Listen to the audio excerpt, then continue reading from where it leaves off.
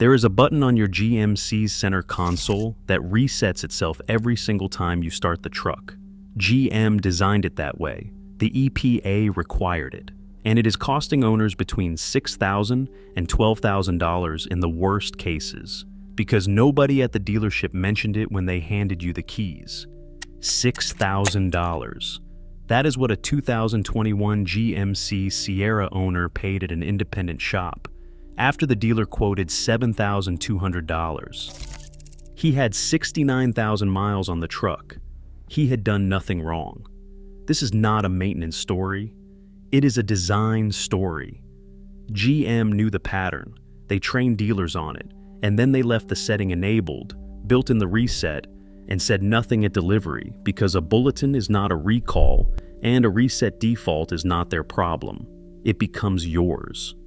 Forum tracking puts the failure window between 60,000 and 100,000 miles, reliably, consistently. GM confirmed it and shipped trucks into it anyway. If your Sierra, Yukon, Silverado, or Tahoe is anywhere near that mileage, that quote is not his story.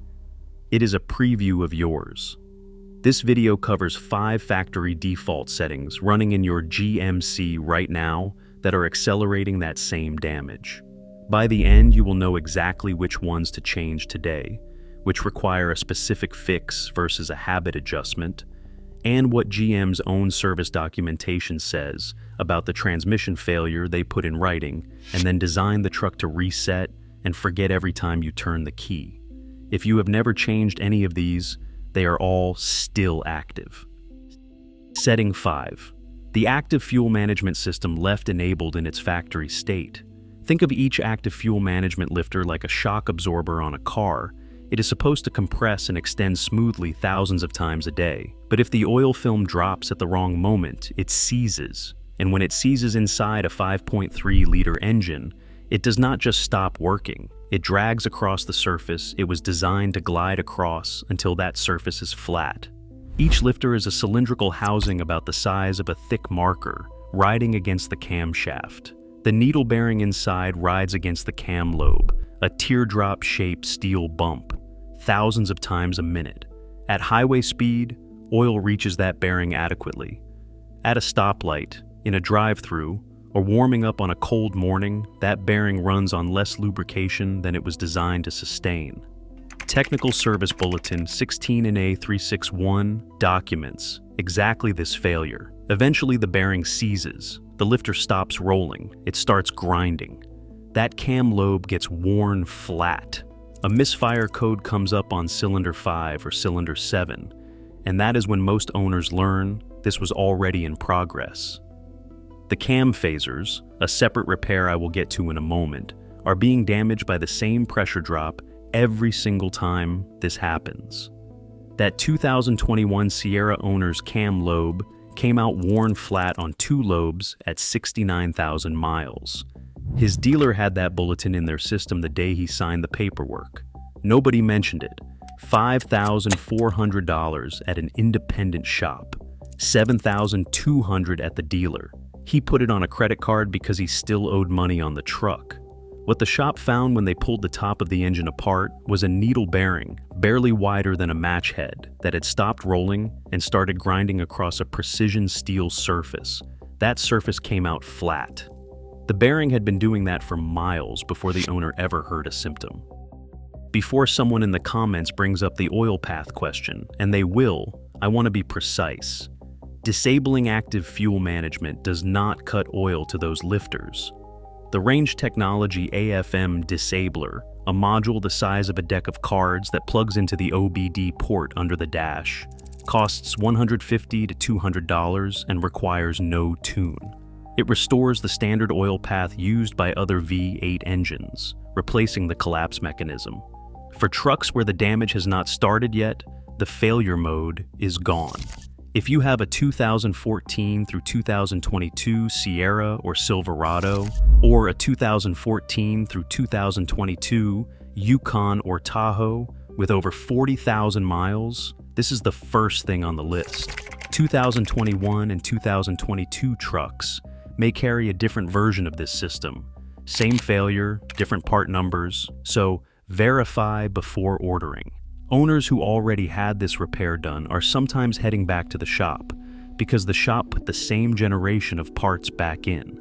If you have a repair order for this job, check the parts list. Updated lifters will show a different part number prefix than the ones that failed. If the numbers match, the repair used the same generation parts. Most owners do not find out until the second repair order arrives. Now, the setting that makes this worse every single morning before you leave the driveway. Setting 4. Auto stop start left enabled. Think of oil pressure like water pressure in a pipe. The moment the engine stops, pressure drops. When it restarts, pressure has to rebuild from zero. In that gap, the cam phasers are affected. These components are about the size of a hockey puck. They control when your engine valves open and close. Replacing them is a separate repair from the AFM lifter job, and that repair runs $1,500 to $3,500. The cam phasers cycle without the oil film they need, 40 to 60 stops on an average commute day, 300 driving days a year. That adds up to 12,000 to 18,000 pressure cycles each year on components that fail quietly and bill loudly. The button on your console is supposed to be the solution. Here is the problem. It resets every time you start the truck. Press it today, and tomorrow morning it defaults back to enabled before you touch the throttle. GM designed it that way. I am not speculating about intent. That is the engineering decision that was made and shipped in every one of these trucks. The Auto Stop Eliminator Module runs $60 to $90. It plugs into the electrical system near the fuse box, and it permanently remembers your preference. The button on the console does not. These are two separate decisions, and only one of them protects the engine every single morning without you having to remember. Setting 3. Tow haul mode left off during everyday driving.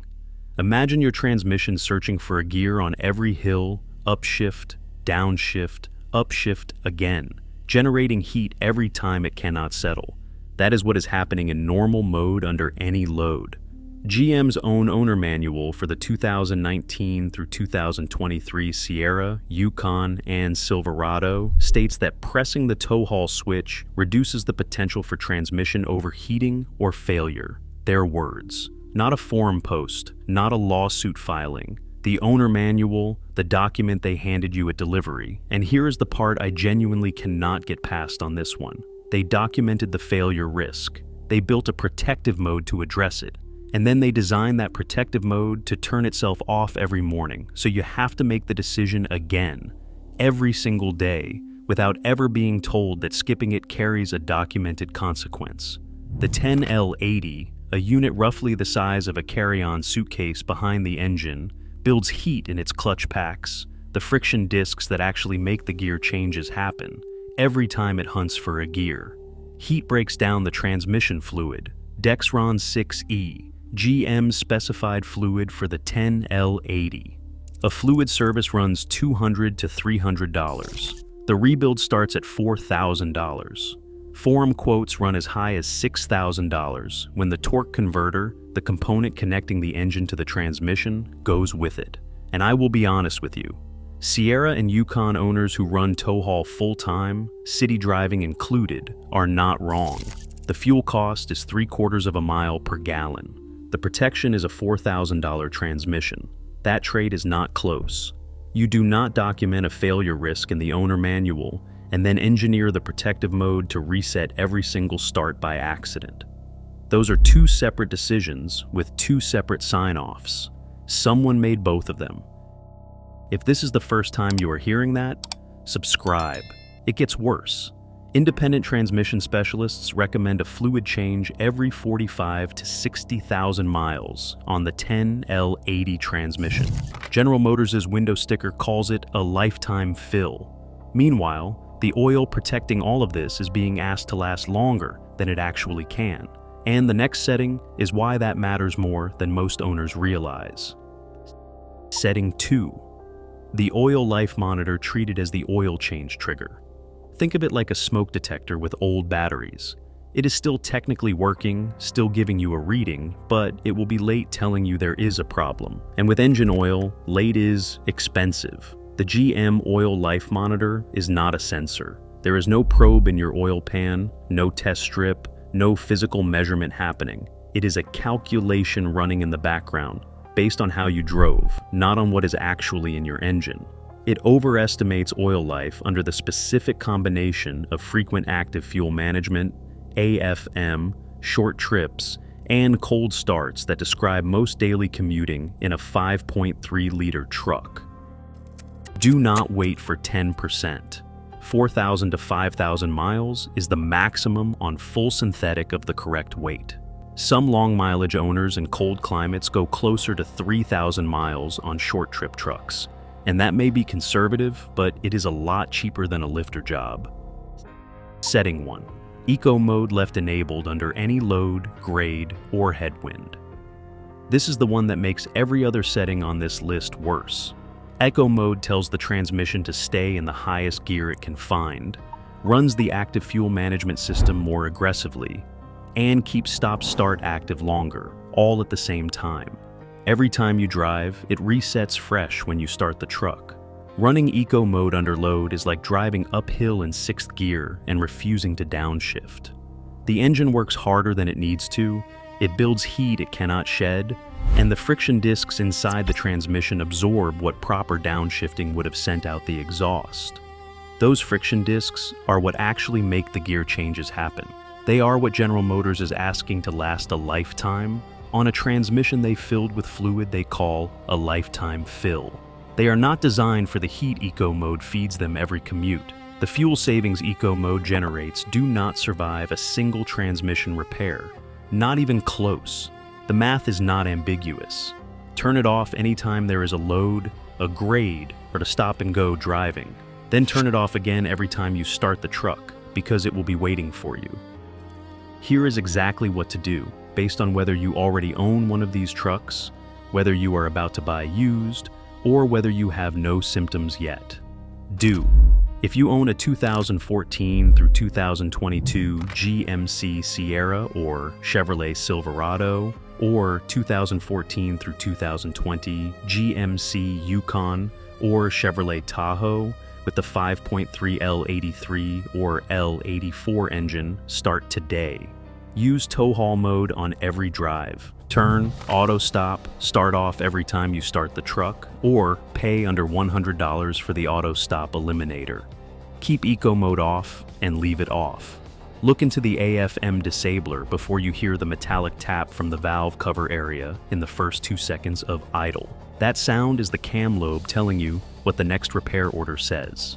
If you are looking at a used truck with this engine, cold start it after 6 hours of sitting and listen for that tap at idle. Request a cold start video before you wire the deposit. Check the oil change records. An owner who stretched the monitor past 10% repeatedly on a high AFM drive cycle handed you a contamination problem that does not show up on a test drive, does not show up on a visual inspection, and does not show up until it is on the repair order. Listen, if you have no symptoms and the truck is under 50,000 miles, the AFM disabler is a $200 decision now.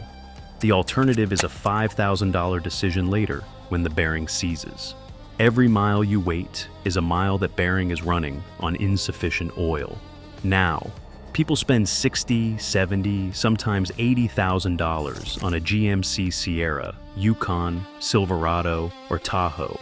That information, every failure pattern, every documented risk, every service interval was in the bulletins and owner manuals the entire time.